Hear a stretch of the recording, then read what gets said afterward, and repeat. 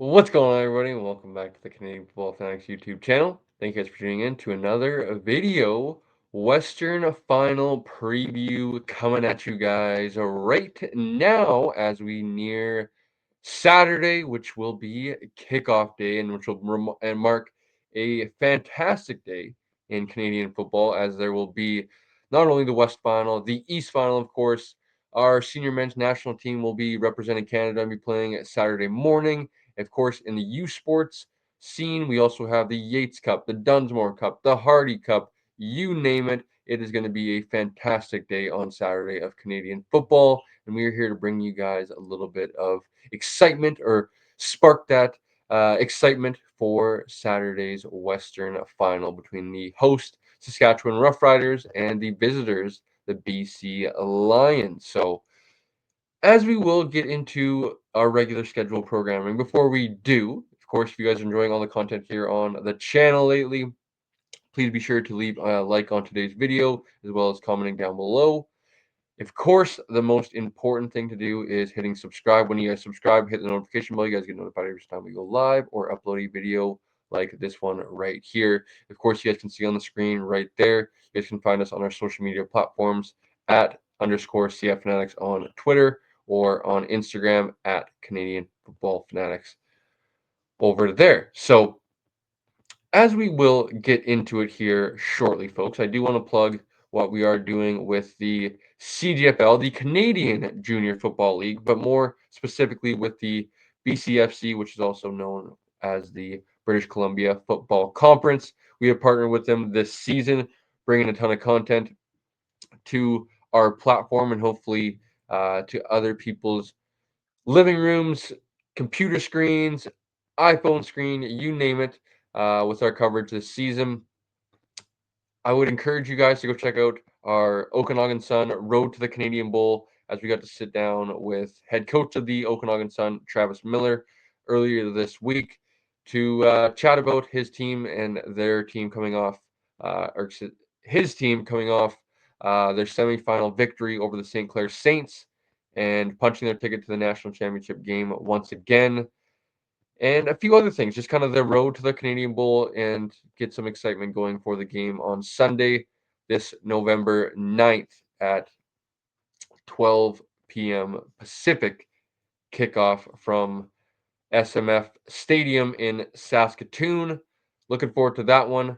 And of course, the BC Lions with fellow Okanagan Sun alum Jacob Bond on the squad. So I would imagine there's also a Saskatoon Hilltop on the squad in Riley Pickett as well, with other junior alumni on the squad as well. Adam Konar, Langley Rams, Javon Katoy, Langley Rams, Kieran Passant, West Shore Rebels, Sean White, Surrey Rams. So the alum or our alumni are everywhere. But let's get into our Western Final preview on today's video, folks. So there is a ton to talk about. Of course, the BC Lions coming off their huge victory in the Western semifinal over the Calgary Stampeders, as they were able to beat them 33-30 from a walk-off thrilling field goal by Mr. Automatic Sean White. And the Lions, if we're being honest, I actually just got off filming the weekly show with Shane, Blake, and Coach, and mentioned that, if we're being honest, Calgary was the better team on Saturday and probably likely deserved to win. But that's not how football always finishes. That's not the outcome that happened on Saturday, as the Lions were able to come out victorious. And I said on the postgame show that good teams, especially in playoff games, find a way to win dirty or find a way to win not at their best. And that's what the BC Lions were able to do, and able to punch their ticket, get one step closer to the ultimate goal, which is bringing a Grey Cup back to Vancouver. So, storylines. First of all, let's talk a little bit about the history between these two teams. Of course, they have met up 3 times earlier this season, with, I would say, 2 of those matchups really not.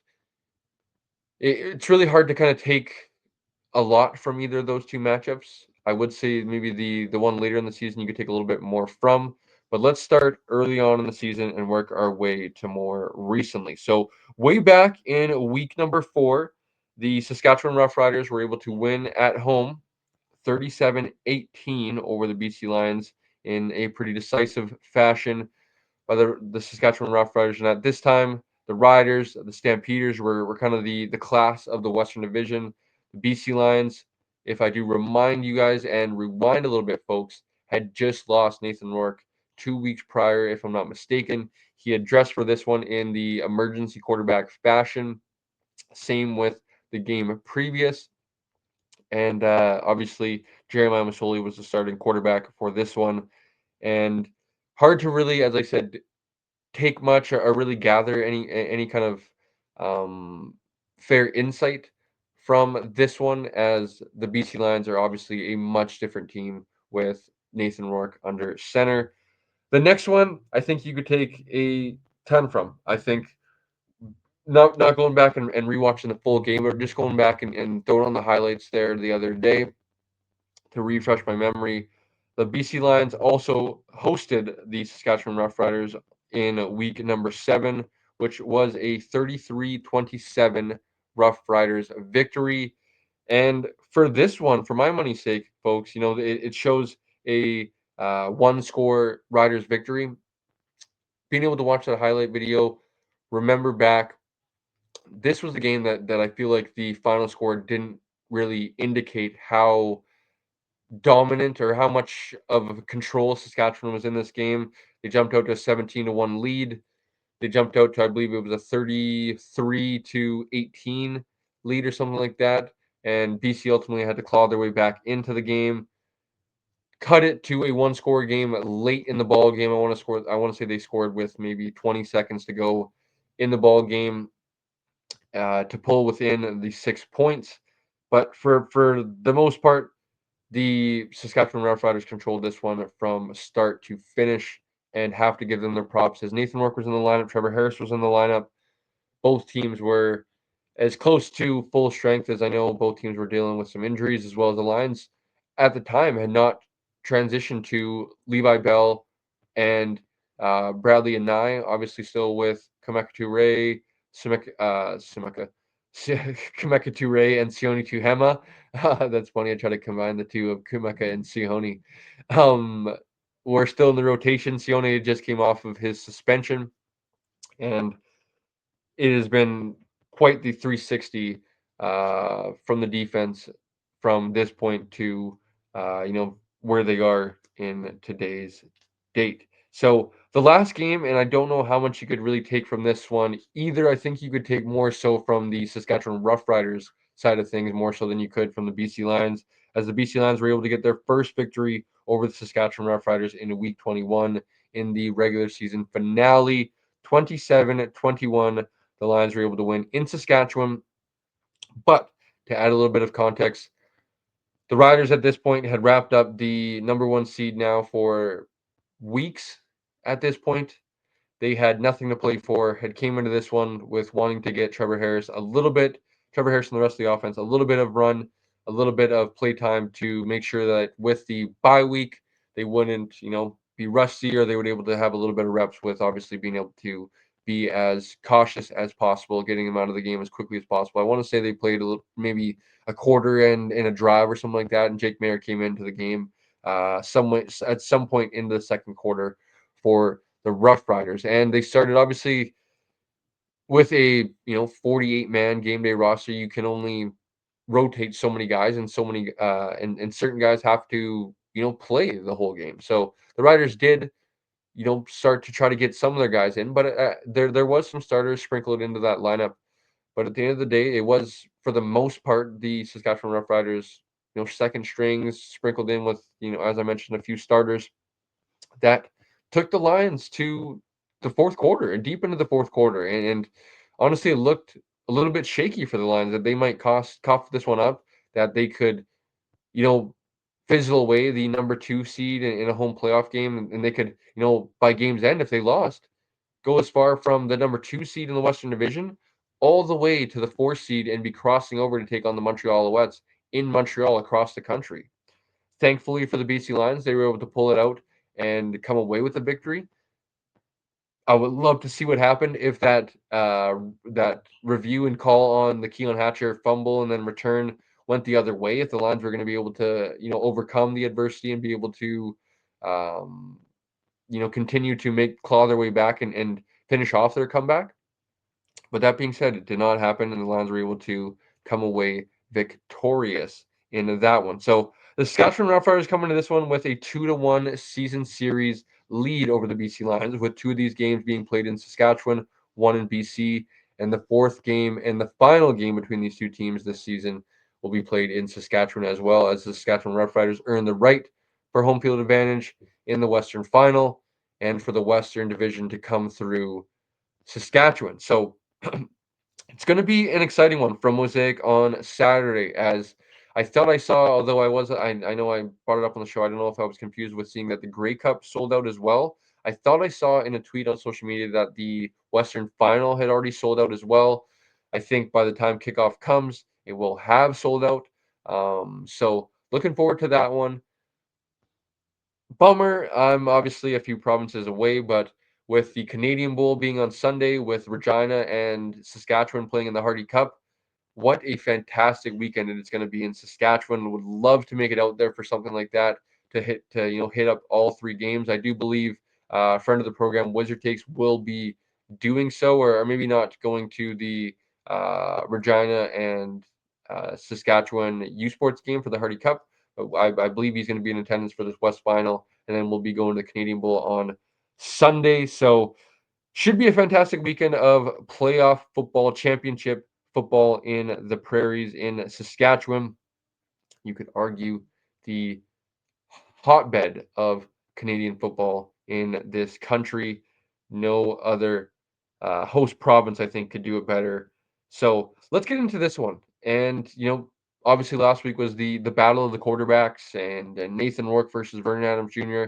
You could definitely hype that one up to Trevor Harris versus Nathan Rourke. That's a very competitive quarterback battle in its own right.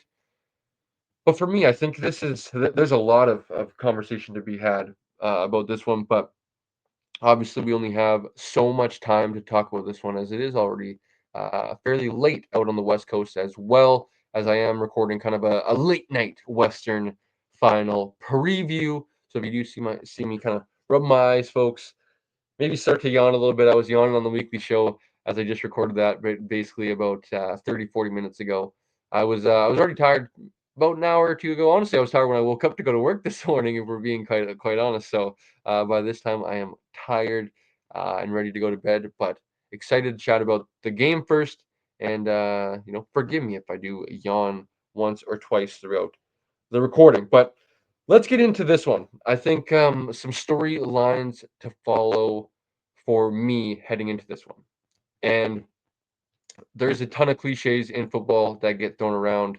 And arguably at the top of that list is winning in the trenches. And for me, I think this game starts in the trenches, cliche or not, specifically up front for the BC Lions on offense, as I thought they had a tough day at the office on Saturday versus the Calgary Stampeders. I thought the Calgary Stampeders, specifically their defensive line, got after the Lions O-line a little bit. Didn't have, 6, 7 sacks per se. I believe the Stampeders finished with 4 total sacks on the game, but they had some pressure on Nathan Rourke in some important situations, definitely made him escape the pocket at times for sure. So one thing that definitely has to be better this week going into the Western Final, especially against the Saskatchewan Roughriders team that finished the regular season with 43 sacks, second best in the CFL behind BC and Montreal, which were tied with 45 sacks on the regular season. So one area that the Lions most definitely have to be better is up front. And I think a way that they can help being better up front is to scheme and to game plan against the Riders' defensive line, as well as scheming and game planning in your favor, right? Getting Nathan Rourke in some RPO, quick hitters type of plays where you're able to get the ball out of Nathan Rourke's hands before the pass rush is able to even get home, as well as leaning on your run game with James Butler now how healthy is James Butler, and are you able to do about, or are you able to lean on him? We'll talk about that in a little bit. But you do have Xander Horvath, and I do believe you can lean on Xander Horvath to run the football, to slow down that pass rush from Saskatchewan, and help out your offensive line in a few ways. So, will be interesting to keep an eye on the matchup with the Riders offensive line, Riders defensive line, and the offensive line of the BC Lions. As I mentioned about needing to, help out the rest of the offense with, you know, being able to make sure that you keep Nathan Rourke upright and clean in the pocket, and him being able to deliver passes downfield into the rest of the weapons in the offense, as well as open up run lanes for the running backs and the rushing attack for the Lions. As last week, I didn't think that they were able to do that at a high level in terms of opening up some run lanes, keeping Nathan Rourke upright and clean. But at the end of the day, as I said, I think they have the recipe to hopefully clean things up and to hopefully come out the winner in this position battle of the BC Lions offensive line versus the Saskatchewan Roughriders defensive line. Something to monitor and to throw in there as well, to definitely give the kudos to the BC Lions offensive line this season, because I feel like maybe they've been unfairly criticized at times, from myself included. Lowest sacked allowed in the CFL this season, with only 20 sacks allowed. So for the most part of the season, they've done a good job of making sure that Nathan Rourke stayed clean. James Butler has been one of the better running backs in the CFL this season. So just get back to doing business, and I feel like they're able to win that position battle themselves. So I think the last important thing to talk about for the BC Lions offensive line in terms of a storyline would be the status of right tackle Dejon Allen. He's been limited at practice the first 2 days, them being Tuesday and Wednesday. Will he get a full practice in to end the week? And will his status, be a game time decision? We'll see. I think it's probably leaning towards him being unlikely to play once again, which is a bummer. The BC Lions, kind of their big offseason addition, trading, a draft pick and Ryder Varga to the Toronto Argonauts for Dejon Allen. And unfortunately for the Lions and Allen, he's been unable to stay healthy for the most part this season. And when they need him most, it's still up in the air whether he's going to be available, but we will see come game day. If he's not, obviously it will go to Chris Schluger, who's filled in for the majority of the season and has done very, very modestly. Has done quite fine. Has stepped up and has done his job. I think obviously Dejon Allen rises that level another step or two, but I think Chris Slugger is definitely a serviceable right tackle and has done his job when his numbers called upon. So let's get into, as I mentioned with the cliches, and it always starts with the trenches. Let's just flip over to the other side of the football. And for me, all eyes defensively, anyways, are on the front seven of the BC Lions going into this one. I thought they lost that battle last week versus Calgary Stampeders. Not only did Dietrich Mills rush for 100 yards and was effective on, I want to say only 14 carries, if I'm not mistaken. It wasn't, I thought it could have been more. I thought Dietrich Mills definitely could have upped his workload to, maybe 20, 25 carries in that one. Obviously, game script and whatnot, you could say that Vernon Adams, that kind of plays into the front seven as well, right? I think that Vernon Adams was arguably the hot hand. Not arguably, Vernon Adams was the hot hand. So that's probably what played into Dietrich Mills not seeing as many touches as maybe you would have liked, or Calgary would have liked. Vernon Adams was dealing for a majority of that game. Now, obviously, arguably the two biggest plays in the game were maybe Vernon Adams Jr.'s fault. At least one of them for sure, the one to end the half with running out of time. You could argue some of their late game execution, giving BC 30 seconds to operate and get into field goal range when they could have potentially drained the clock and kicked the field goal themselves to walk it off.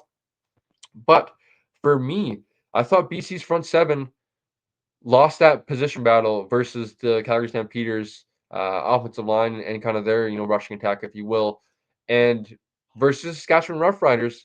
This is one that the Lions front seven has to come to play and has to be ready to go for this matchup, because not only is AJ Ouellette in that rushing attack coming right downhill at you, But Trevor Harris, I feel like almost in ways eliminates or at least relieves some of that pressure on their offensive line because of how quickly he hits the ball out.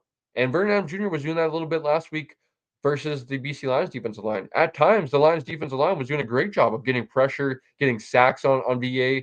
We saw Levi Bell. We saw Matthew Betts. We saw Jonah Devine record sacks. We saw Michael Ouellette record a sack. The Lions were able to get pressure, but at times, Vernon Adams Jr. was getting rid of the ball so quickly that they were unable to even get home. And case in point, Trevor Harris is definitely the quickest has arguably the quickest release, and I wouldn't even say quickest release, but gets the ball out the quickest in the CFL because he's obviously a CFL veteran. He understands CFL defenses and what you're in pre-snap and is able to have an idea of where he wants to go before the ball's even snapped. So it's going to be huge for the BC Lions to sacks are one thing, and sacks are great, but sacks are most definitely not the end all be all result. Getting pressure, batting passes down is definitely going to be one thing to keep an eye on. Matthew Betts, Levi Bell, Bradley and Hayden Harris, if you're any of those defensive ends, heck, if you're any of the guys in the interior, Jonah Tabai, Dwayne Hendricks, Thibaut Tabai, anyone else, Nathan Cherry, get your paws up because you know Trevor Harris is going to get rid of that ball quickly. And if he's standing back there, he is not as mobile as Vernon Adams Jr. And you need to get home and you need to make him pay when you are able to get back there and have your presence felt a little bit. So that's going to be one for the BC Lions that they need to take care of business up front and that front seven because if they can kind of stuff that run game early on, don't allow AJ Ouellette to get going, get up to speed. You put Saskatchewan into a one-dimensional offense only helps you out that much better. It helps out your back end if you're able to get some pressure as well because they're not having to cover as long. But for me, as I mentioned, all eyes will be on that front seven.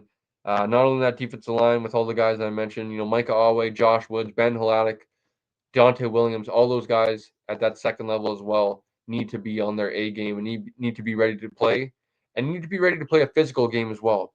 Be ready to play that playoff style, prairie style of football, and I believe the Lions will come out victorious in this one, or at least on the right side of the outcome and have an opportunity to win this one.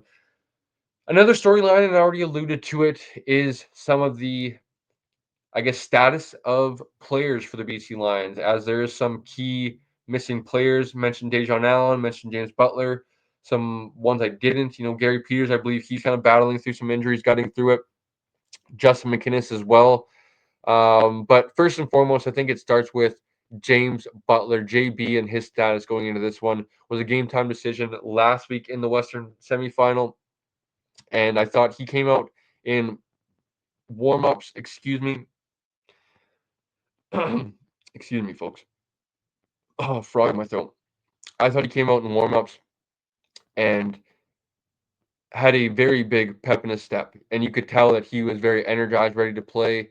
For me, I was starting to get a little bit worried being down on the field pregame and wanting to have a keep an eye out on James Butler and get a glimpse of him when he came out and what his workout would be. And obviously, he did his warming up in the locker room back in the back area of BC Place because we didn't see him at all come out for an early stretch or anything like that where a majority of the guys do.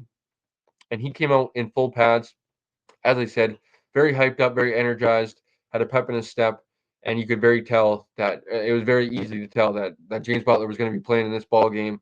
But you could definitely tell throughout the game that he's dealing through this, fighting through a bit of an ankle injury, and it's a nagging one for sure. It's unfortunate that due to the position he does play, that ankle injury is a pretty significant one, and you could argue that if it was a shoulder injury or maybe somewhere else that he could maybe get away with it a little bit more, but seeing as it's an ankle injury and when you're trying to run at full speed or cut or whatever it may be, having just guys land on you, right, and have that extra weight come down on your ankle, it's just it's it takes a toll, right, throughout a game. So for me, I think the tricky balance for James Butler, right, if he's able to go in this one, which I think he will be once again, you know, how do you balance the workload between James Butler and Xander Horvath, who has proven to be a very efficient backup running back, and I don't even think that it's maybe fair to even call him that. I think it's maybe even right to call him, the 1B to James Butler, who's the 1A for this group,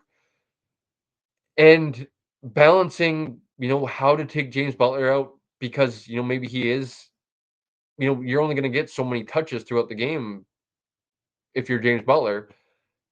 Taking him out and having Xander Horvath in the game, and maybe you're taking the ball out of James Butler's hands a little bit. So it will be a tricky balance to navigate if you are the BC Lions offensive coaching staff and Buck Pierce, but one that I think they have to get right in this situation, that you can't have James Butler out there if he is, less than 80, 90%. You have to have the wherewithal. You have to have that maturity in that coaching staff to understand that you have a capable guy in Xander Horvath that can come in this game and be a competitive, capable guy to fill in valuable snaps at that running back position for you. Not only does it hurt to not have James Butler in there at 100%, but if he's not at 100% and he's in there, he is so valuable, not only in the rushing attack for the BC Lions, but in the passing game for Nathan Rourke and the offense as well, in the, check downs, as an outlet option for Rourke in the passing game, as I mentioned, as well as downfield. You've seen it all season and throughout his career. He has very good hands and is able to run routes, is able to get open, not only on linebackers, on defensive backs, whether they're safeties or halfbacks, whatever they're able to be. James Butler is a very big weapon, and it's an unfortunate one. He's not going to be able to be at 100%, but if he's not, Horvath is able to be that guy for you. As last week, we saw 2 carries for 3 yards, basically invisible last week. So one thing definitely for me to keep an eye on is that balance between the two, and how healthy is James Butler? Is he able to be at his best in this game? Because you're going to need a rushing attack come playoff football. It's part of the gig come this time of year. So we'll keep an eye, and we'll definitely be something to monitor throughout pregame warmups and tomorrow at practice, the last day 3 for the injury report and whatnot, and then during game time, because if they're shying away from it, that could also be a reason why they're maybe we're running. Why didn't they run the ball that much? They're kind of just straight dropping back, and that's allowing Saskatchewan to pin their ears back. Well, maybe it's because James Butler's not 100%. They don't. Buck Pierce doesn't, trust that enough, and they're trying to, just slowly win it on the right arm of Nathan Rourke, which I think is possible. But you're playing with fire versus Saskatchewan Roughriders defense and just team in general. So I think let's get into a few more storylines. We'll get into our 3 keys, and we will wrap this up. Hopefully, 40, 45 minutes. We'll try to aim in that area. So lastly, of course, folks, Mr. MOP. I didn't want to maybe jinx it, but we're going to try to speak it into existence. Nathan Rourke, didn't have a great game. We don't even have to sugarcoat it last week. The Stampeders got after him and made it difficult for him to get comfortable in a rhythm. And that defense, you got to just tip your cap sometimes, right? They're going to win their matchups as well. So for me, I'm expecting Nathan Rourke to bounce back, have a good game on Saturday versus Rough Riders team, but I'm I don't have as much I don't have as much confidence I do in Nathan Rourke if they're able to come away victorious. I do feel like it's gonna have to take a I said I was joking with the fellas, Nathan Rourke legacy game for the Lions to win on Saturday, but we will see. I'm expecting Nathan Rourke to have a much better game than he did on Saturday. I think he will help out the offensive line. He'll help out the offense in general with his ability to process what the defense is in, get the ball out so quickly, similar to a Trevor Harris, just maybe in a little bit different ways, as well as his legs. 68 rushing yards, obviously in the big 44-yard rush that set them up into scoring position, and then him capping it off with a rushing touchdown himself. But Nathan Rourke, for my money, is the best player in the CFL, rightfully the MLP. MLP or we riot. I think he gives the BC Lions every opportunity to win this ball game. But the scary thing is that football, and why I love football, is not a one-person game and is the farthest thing from it. And I think of the major sports, I think it is kind of the hardest one to win on a one-man band, kind of a riding the coattails of a single player. Football is the ultimate team sport, and that Saskatchewan arguably is the best team from top to bottom in the CFL. I think Montreal, for my money, might be the best team, but Saskatchewan, you could argue on paper, goes toe to toe with Montreal. So it's not going to be any easy task, but for me, the great players find a way.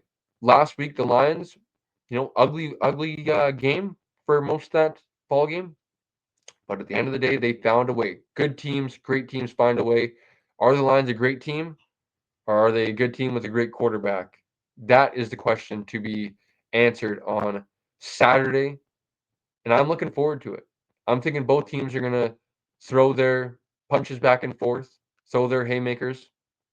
There's going to be their counter punches back and forth as well from each club. It's going to be a rocking atmosphere at Mosaic in Saskatchewan. So I'm going to have my popcorn ready for Saturday all day long. I'm going to kick my feet up, be ready for a day of Canadian football, and this one is going to cap it off. And hopefully it's the best for last. So a few other storylines. Buck Pierce, I think, has been phenomenal in his first season as head coach for the BC Lions. I've really liked a lot of what he's brought into the BC Lions, especially from a play calling standpoint. I thought it's been a breath of fresh air compared to Jordan Maximic, although I really liked at times what Jordan Maximic brought as a play caller to the Lions offense, but just very innovative, very putting the defensive in binds more often than not with, not only does he attack you north south with that rushing attack, but he loves to get after you in that east west game as well, getting the ball into all of the weapons in the offense at his disposal, going east west as well. So from a play calling standpoint and an offensive standpoint, Lions leading the league in points, leading the league in yards, you name it. MLP at quarterback, no complaints from me from a Buck Pierce standpoint. Where I would say is from a game managing standpoint and from a head coaching standpoint, I think Buck Pierce needs to, maybe once the offseason comes and kind of get back into the film room, look himself into the mirror a little bit and, find ways to get better and improve as a head coach and, not stay stagnant and not stay, not stay here, always trying to, have an upward trajectory, being better, whether it's, with his usage of timeouts, with his usage of challenges, with his usage of understanding time and place and situational football and understanding when to lean on the run game, when not to, when to understand to have trust in your defense and in your defense corner. And I think he does with being able to have trust in Mike Benavides, Ryan Phillips, to run their side of the football, special teams coach as well, and to kind of have the three cohesive units and be able to have input from all those coordinators and whatnot, and not to just true be a dictator as a head coach. I think he does do that, but he definitely needs to grow in some areas, and I think to last week where some areas that could have cost them. Challenging the pass interference on Keon Hatcher that I think was very non-existent. I thought that was very much a playoff style play, hand fighting, if you will. Nothing really there. He challenged it, loses his timeout. That comes very costly later in the game as they get under the 3-minute warning. They lose their other timeout. They don't have a second timeout, so that becomes very costly. It doesn't obviously bite them in the end. And then they get the ball late in the game after Kieran Passant. Shout out to Passant for jumping on that late fumble. And they run the ball twice. And obviously he trusts in his run game coming from Winnipeg, and that's his foundation of his offense. They run the ball twice with Nathan Rourke as your quarterback, the MOP, and punt right back to Calgary. If Calgary was smart, they never should have allowed BC to have the ball again. And ultimately, Calgary went right down the field, what they had been doing for a majority of that second half, or not majority of the second half, but at times during that game, They walked down the field and made it look like cutting through butter. And you have to understand, at that point in the game, minute and a half or minute and 40, I want to say, to go, you have the guy in the CFL. Let's pass the ball and do not allow Saskatchewan to get the ball back.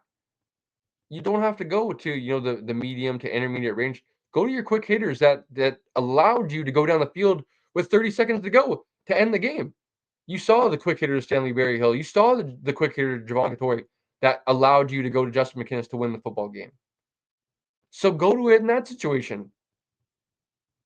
It didn't cost him at the end of the day, but it needs to, because that's one thing, as I mentioned, once, Buck gets into the offseason and is able to, look himself in the mirror and try to, find ways to get better, because I know he will. Small nitpicking things, if we're being honest, folks, from me. As I said, I've loved what Buck Pierce has brought as a first-year head coach, in terms of, the culture, offensive play calling, and a few other things.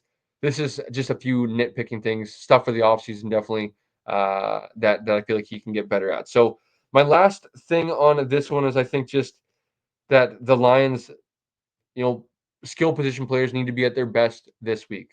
Not only on, the offensive side of the ball, but in the secondary as well. The guys like, Robert Carter, hopefully Gary Peters is able to be in there as well.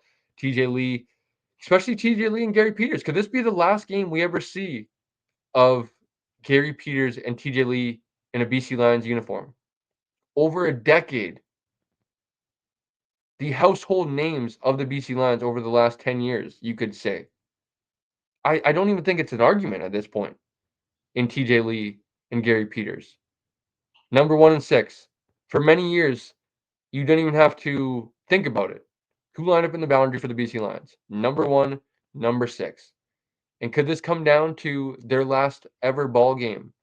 It almost looked like that for TJ Lee, who was sitting on the couch. And now, could this be their last run together as teammates and on the BC Lions? And what a way it would be to finish it off than with a Grey Cup, as both those two fellows have mentioned it multiple times. Gary Peters just did earlier this week in practice in his media availability. There's no other way I would love to than getting to my first Grey Cup with the BC Lions organization. So definitely a storyline to keep an eye on, is that could this be the last game for Gary Peters and TJ Lee in BC Lions uniforms? We shall see. For their sake, definitely hope not. But if it is, what a ride it's been, fellas. You have done a fantastic job of showing that pride and, carrying on that BC Lions tradition for multiple regimes, and kind of honestly being a part of, some of those darker days before COVID, and then coming out on the other side of it, and being a part of the reload, the rebuild. So let's get into 3 keys, folks, and then let's get out of here under 45 minutes. So first and foremost, let's start with key number 1 for me for the BC Lions on Saturday versus the Saskatchewan Roughriders in the Western Final. And for me, it would be embrace the adversity. At some point in this game, adversity will hit. Do not be mistaken.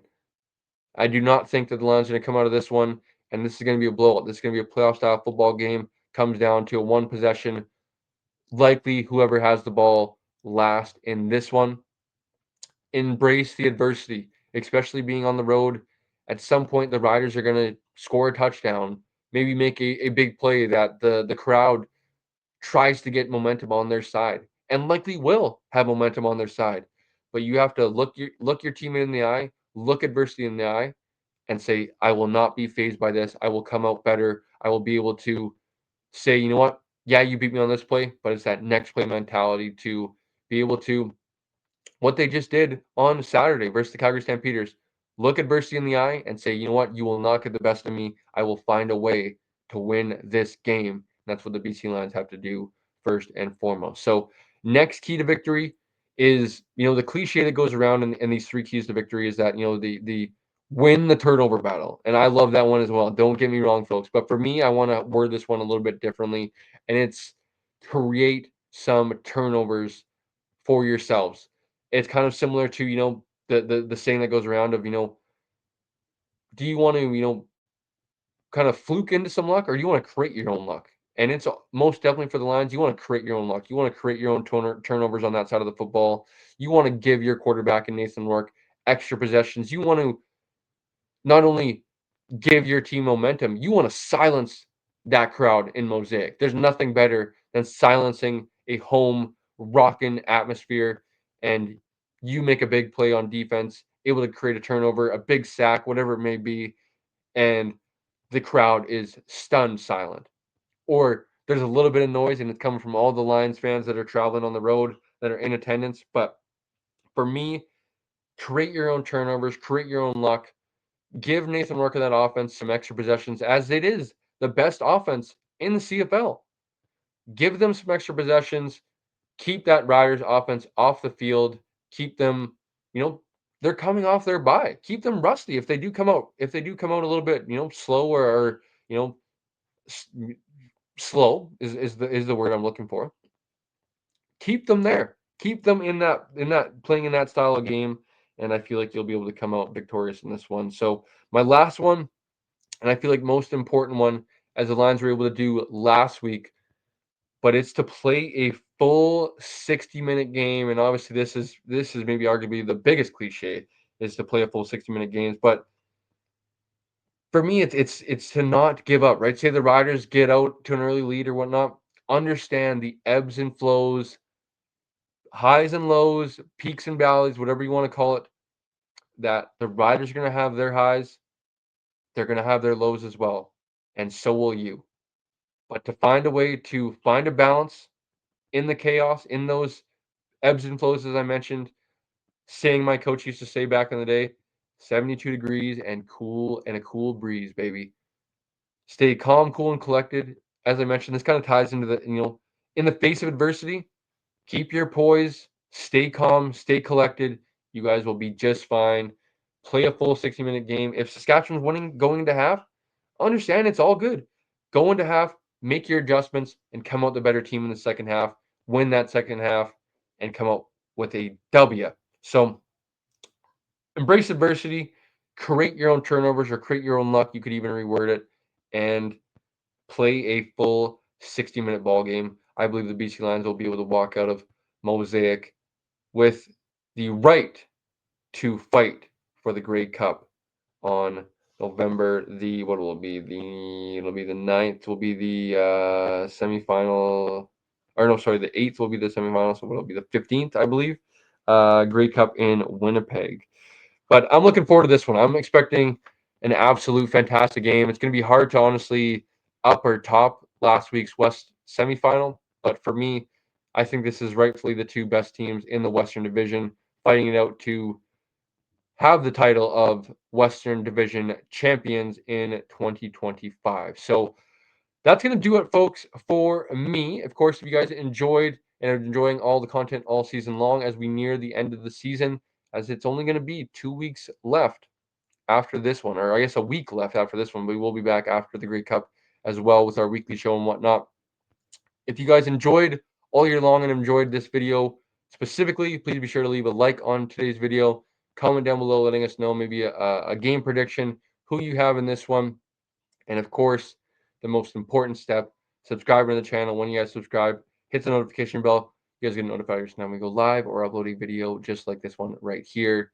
Also, guys, if you could be a friend, tell a friend about what we got going on here at the Canadian Football Fanatics and our platform. Tell them to head over to not only our YouTube, as I just mentioned, and to subscribe, but to our social media platforms, as you guys can find us on Twitter at _CF Fanatics or on Instagram at Canadian Football Fanatics as well. Scheduling from this point on out, folks, as we near the end of the season. As I mentioned, we'll be back for the next 2 weeks, next 2 Wednesdays, I should say, to film our 13th Man times CFF weekly show. For me, this could be the very last show of this season. If the Lions do lose, we'll be back in some sort of capacity to head into the off season and have some more talking points going into that. But until then, if the Lions do not win on Saturday, this will be the last show of the season. It's been a ton of fun. Apologies once again, folks, that we did have to take quite the lengthy absence in the middle part and ending of the season. Was unfortunately not to any, wanting to do it, just due to scheduling and only having so many hours in the day. That's just kind of the cards that we were dealt.